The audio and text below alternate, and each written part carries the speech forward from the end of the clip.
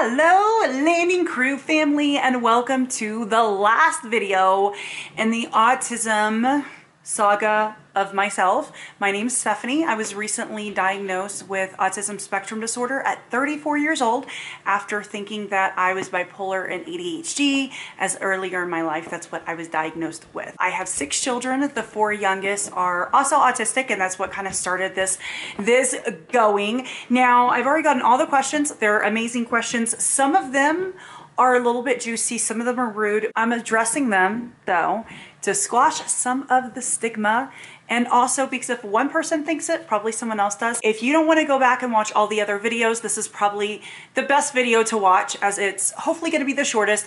I decided if in editing, if it's 30 minutes or more, we're going to split it up into 2 videos because my autistic traits video so long, and I wish I would have split it up into 2. So the first question is from Mary Catherine Smart. She says, do your parents carry the chromosome? If you're new and you don't know, I carry 2 chromosomal abnormalities that was passed down to my children, and that's the reason that they believe that they all are autistic. I have no idea if my parents carry the chromosome. They would have to get tested. It's a $3,000 genetic test to do the chromosomal array test, and I couldn't see my parents doing it just for information. I think at this point we will just never know, and I will link a bunch of videos down below for anyone that's like wanting to catch up, confused, unsure. The next one is from No Human Involved. I love reading the screen names, by the way. They always give me life. But this one says you can have sensory processing disorder without having autism. And this came from before my actual diagnosis, because I did express the fact that I have a lot of sensory issues, and I think they were kind of saying like you can have sensory issues and not autism.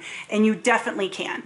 Usually if you have autism, you have sensory issues, but you can have sensory issues and not have autism. Why I warranted an evaluation wasn't because of my sensory issues alone. It was because of a lot of other things that I addressed in my traits video. Christina B asked a great question. What is mania? So I feel like everyone knows what depression is, but mania is one of those things that are not understood the most. It's hard to explain. I can give you examples, but it's hard to explain. We all naturally get depressed and naturally feel excited. So if you just got engaged, you're naturally going to be on this natural high and feel good. That is completely normal, right? Well, with mania, it happens sometimes without that event triggering it. So it's kind of like a sense of euphoria. You can go through hypomania or just regular mania. It can look different in everyone. It can be hypersexuality. It can be spending too much money that you don't have. It can be making impulse choices that don't make sense. It's not like, oh, let's go to the bar tonight. It's more like, oh, I'm gonna move across the country even though I don't have a job or anything like that. I use this as an example because some people did want to tell me that I was manic when we moved to Colorado. I planned it out. It was a 6-month thing. I made sure we had all the money. I made sure we had a house. I wasn't just moving willy-nilly. And this is a psych text example, guys, a psych text example, and it's the best way to explain it. It can also make it where you can go days without sleep. That was the difference with me, is that I am a night owl. I do have insomnia, but I always have to get that sleep. So I can't go running on 2 hours of sleep a day. I can't even go running on 4 to 5. I at least have to get 6 hours of sleep every single day, or I just crash. I hope that explained it correctly. Okay, so this was a very common question. So I chose Brittany's. And her question is, do you think your mom could have been misdiagnosed too, or do you think it really is bipolar and not autism for her? So this was a very common question about my mother. So it's very complicated, and I kind of have to answer this in a very respectful way because I'm not going to put my mom's information all out there. She's talked many times over that she's been diagnosed with bipolar, so it's not something she's keeping a secret. But my mom has more going on than I do. That could be a million reasons. So could she be on the spectrum? Yeah, she definitely has some spectrum-y traits. I don't know. And I don't think my mom would ever go down that route to be evaluated either. I think to her, it's just not a big deal. For some people, they just don't care and they don't want a diagnosis because they don't feel like it would change anything. Do I think that she could be autistic? Yes. She could be autistic and bipolar. I don't know, and I can't make those choices. Only her and her doctor can, and she lives in Florida, so trying to get an evaluation would be very difficult. A lot of you guys have asked, how to get an evaluation and what does the evaluation look like. If you're wanting to get an autism evaluation for yourself as an adult, you first need to call your insurance and see if they cover it. If they do cover it, do you need a referral? Do they have certain network providers? The next thing you need to do is find a provider. So you would do that by going to Google and just typing in adult autism evaluation or autism evaluation clinics. And a lot of times they won't advertise that they evaluate adults too. So just call them and see if they handle adults. Another great way is joining a local like Facebook group. A lot of times they'll be able to tell you if there's a specific clinic to go to, because it's not just the parents that are being diagnosed. A lot of times what happens is parents will realize that they have a special needs child, but doesn't realize that it could be autism until they're 19, 20, 21, and then they're having to get an adult evaluation. So basically there was like a pre-intake to just determine that I do warrant an evaluation, and then there was an intake where they took all my information. That was like 2 hours, and then it was split up. I go into more detail on one of my videos that I'll link. It's just a lot of evaluations. They evaluated Lonnie, then they evaluated my mom. I went through 2 full days of testing and evaluations as well. Altogether, I did the math, it was like 8 to 9 hours of assessments between everyone, and it was very lengthy. I think there was like 10 assessments done. It was a lot, but when you're doing a neuropsych evaluation, when you're trying to decide, is this an adult that's autistic and was able to mask their entire life, or something else going on? And that's why I really suggest the neuropsych evaluation, because when you go in and you just do the autism evaluation and they say, no, you don't meet the criteria, then you're just kind of left in this limbo like, well, I know I'm not typical, so what is going on? So if they do the neuropsych, they might be able to find out, no, you aren't autistic, but you have ADHD, or no, you're not autistic, but you have XYZ. It was about a 2.5 month process from the intake unto the last evaluation, which was with my mom, the interview with my mom. Then it took them like 4 to 6 weeks for the neuropsych to grade everything or score everything and write up the report. So Jenny asked this question. It was obviously, I've done a vlog about this, but I know each of you guys aren't going to go through every vlog just to get a little bit of information on this. So I'm going to answer it now. Jenny said, if they determine that you're not bipolar, will they have to stop your Prozac? I was on lithium and Prozac before. Lithium is a mood stabilizer. I was also on Buspar, which is an anti-anxiety medication, and I was taking it as needed. They took away the Buspar, they took away the lithium because I really don't need a mood stabilizer. It really didn't help me. Like, I noticed the most difference on Prozac because like my lithium would go away, and once I was no longer under the care of a doctor in Florida, lithium isn't something that you should just stay on because they have to test your blood levels and things like that. So I kind of just was very careful with the Prozac. I was really worried that it was going to make me manic because that's what all the doctors told me. So I was always on a really, really low dosage, and I noticed the most improvement with that. I initially went into the psychiatrist to get new meds after my diagnosis right before my grandmother passed away, and they just put me on Strattera and was like, if you need Buspar, you can take it. Well, I had a checkup appointment after my grandmother passed away, and I was really starting to hit depression hard.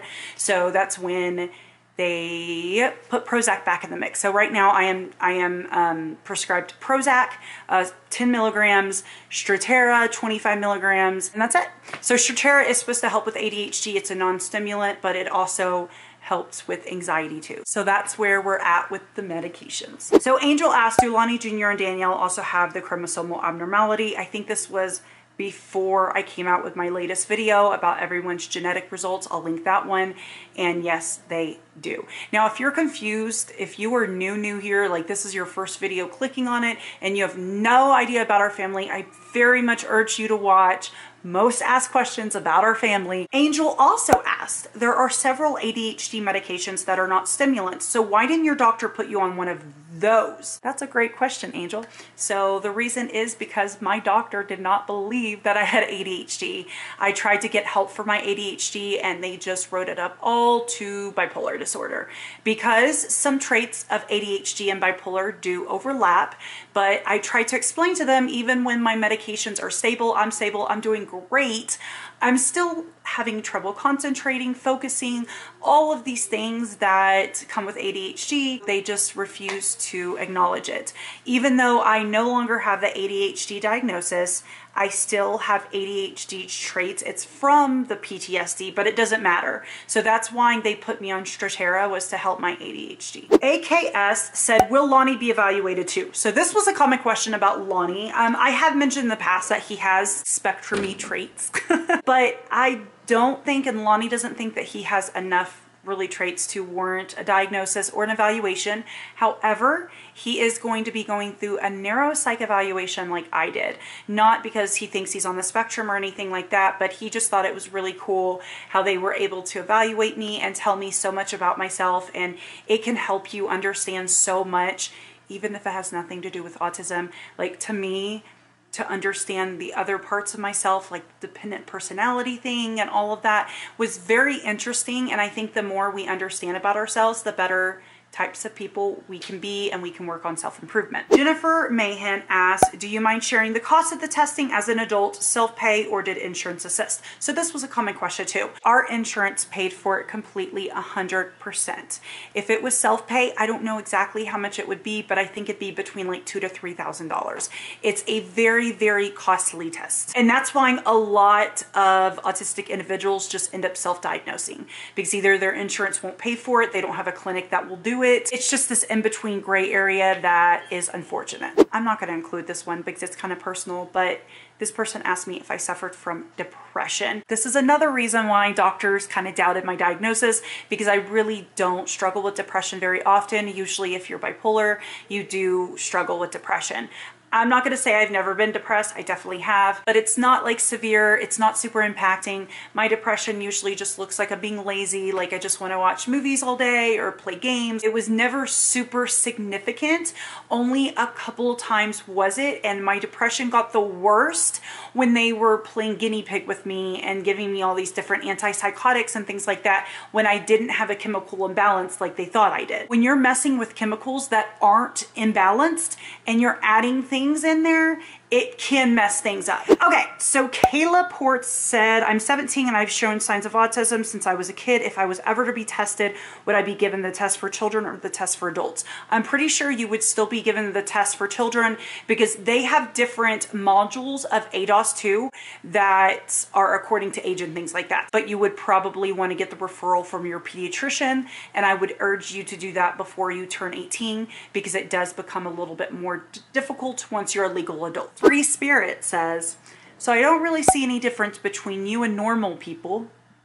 I just don't understand. Nowadays, everyone seems to be diagnosed with autism. I feel like I've said this so many times, but I'm going to say it again. You guys are seeing me in edited videos. You aren't seeing behind the scenes. I've shared that when I'm doing sit downs like this, I have to constantly stop to stim. I have to constantly stop to regulate myself, that I have to kind of rehearse what I'm going to say in a sense. You guys are only seeing a certain person that is able to mask, and I've been able to mask for all 34 years of my life. That's the whole point, is that you can be autistic and still look like a typical person, but you aren't processing it how a typical person would process it. There's certain criteria that has to be met for an autism diagnosis, and it's not just one or two things, it's a whole list of things. And when you're an adult, I feel like they require for you to meet a lot more to ensure that you are in fact on the spectrum. Michelle asks, why does one diagnosis rule out the other? Someone can be bipolar and on the autism spectrum. This was before my results and all that.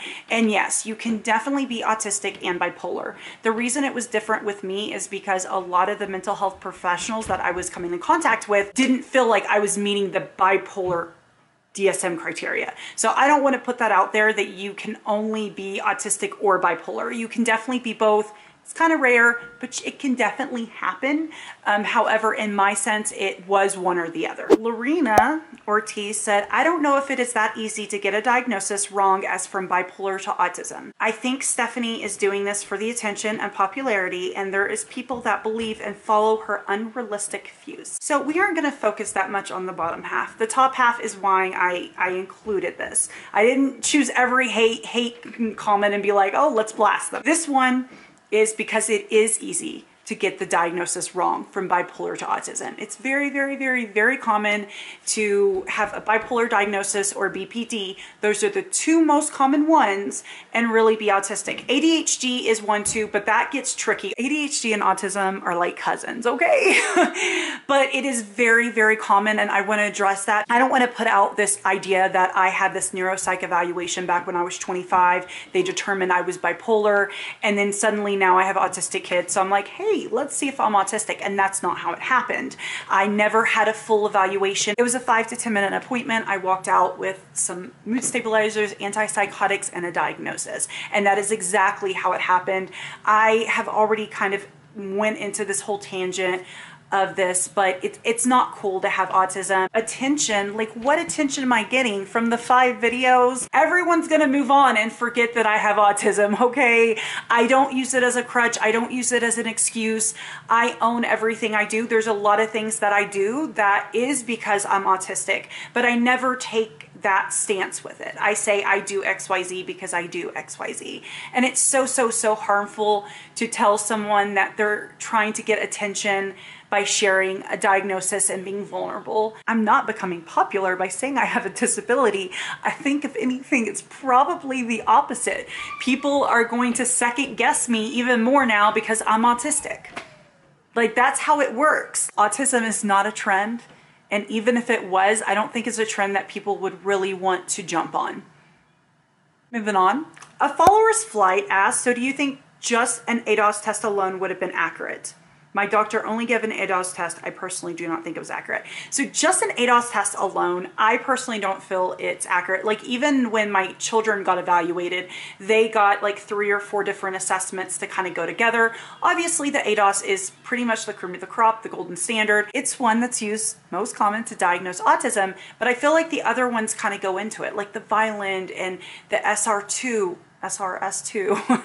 and all of those things kind of go together. And I will tell you that I've heard of people not qualifying because of the ADOS, like they fell like 1 point below, but because of the other assessments, it was able to show that they were on the spectrum. So the ADOS 2 alone, I don't feel like it would be. Had they just done the ADOS 2 on me, yes, I still would have walked away with an autism diagnosis. So JP asks, why do you think that you need to be medicated? I have ADHD and who knows what else, but I like to be clear-minded, not judging, just curious. I think I answered this in another video, and this isn't any shade towards him.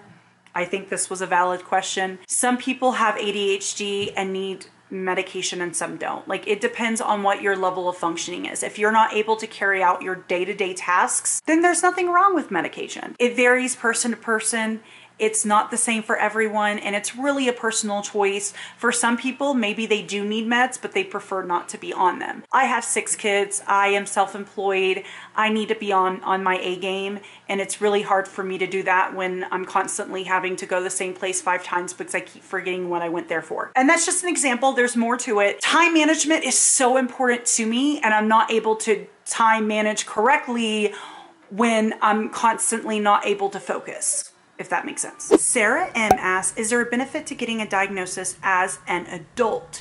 I'm gonna link my video of why I got an autism evaluation. It goes into so much more detail. The short answer is there definitely is, though. Not always services. Now, some adults would qualify. For me, there's really not a service that I can think of. I'm already seeing a psychiatrist, I see a therapist, but for some people it would be. So at 34 years old, obviously, I'm able to be a mom independently, successfully. By all intents and purposes, according to the IRS, I own a business. I don't really need the supports, but I was being medicated for bipolar disorder. It's what I was diagnosed as. So to actually know the true diagnosis, so important. It's also important for your medical professionals to know as well. But with all that said, it's helped my friends, family, and husband kind of accommodate to me and understand why I might say or do certain things.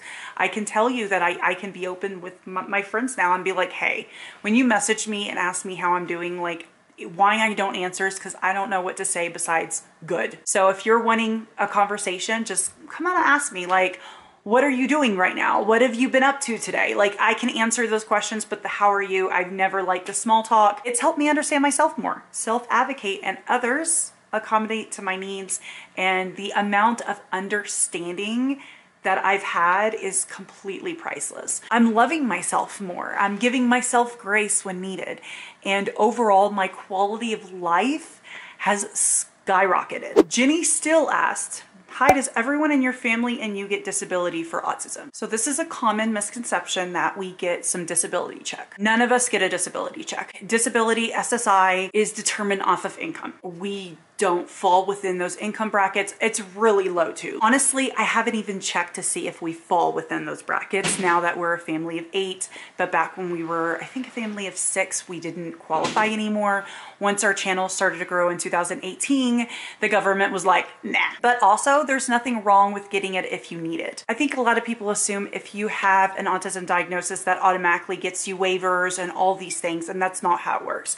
They evaluate and assess each child off of what they can and cannot do. For me, I would never qualify for anything for reasons I just mentioned. Like, I'm looked at as a 34-year-old woman who owns a business. It's gonna be really hard for me to twist that narrative and be like, I'm disabled. I am disabled. I do have to have a lot of accommodations. This is the longest job I've ever had in my life because I'm able to make my own schedule and it's flexible, and there's tons of things that go into being like an entrepreneur, and is an amazing thing for an autistic woman. But as far as the government is concerned, no. Lisa Folks basically asked if my children were fully vaccinated.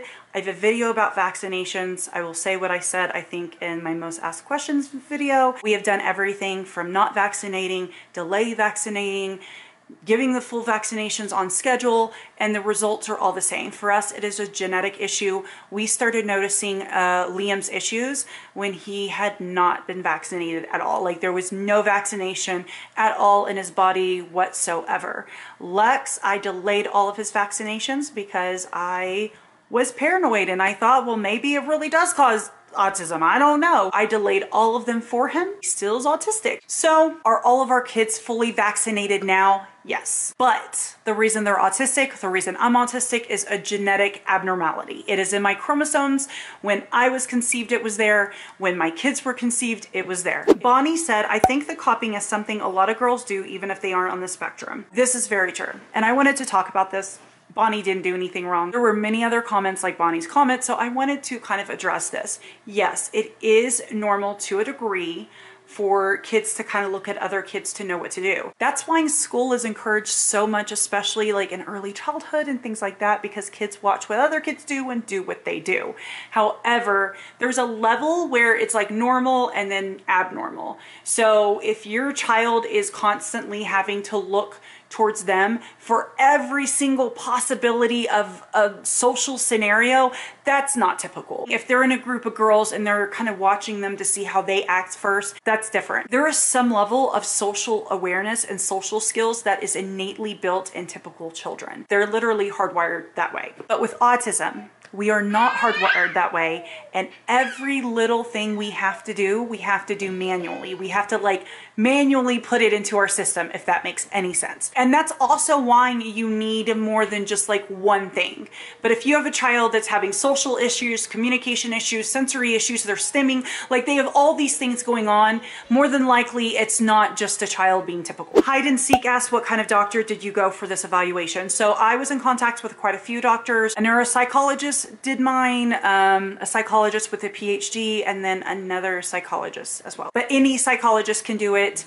I believe a psychiatrist can do it as well. So I've already addressed this, but I wanted to include it in this Q&A. It's One Proud Mama said, do you think if it wasn't for your platform on YouTube, you would have went through the autism evaluation? And yes, there was a period where I talked about it a lot, but it wasn't until like I was reaching my rock bottom and I'm just like, why don't I function like everyone else?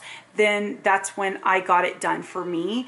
And I would have done that whether I was able to make videos about it or not. If you go back through my other videos, these don't get a lot of views. Like they aren't hot item videos. I continue this series because I want to help others. I feel like autism and adulthood, especially if you have autistic kids, it's not talked about a lot. Catherine asked, do you feel that playing with your hair is a STEM? Why, yes. Yes, I do. I feel like there's a lot of things I do that I don't know if it's a STEM. There was another question of me playing with my shirt. if that's a stem. And again, I don't know if it's a stem, but I know it's like a fidgety thing I do. I do it constantly. It's kind of like how I'm really expressive with my hands. I think it's a similar thing to that. So this question was asked by someone, and I'm leaving off their name because it's a little bit personal, but when you get overwhelmed by loud noises, like for example, when the kids are rowdy, mine are when I'm trying to cook supper, do you feel like you're going to snap because you get so frustrated? And yes. So if there's a lot of noise and a lot going on, and with a house as big as ours and as chaotic, it's very common for the noise level to go high.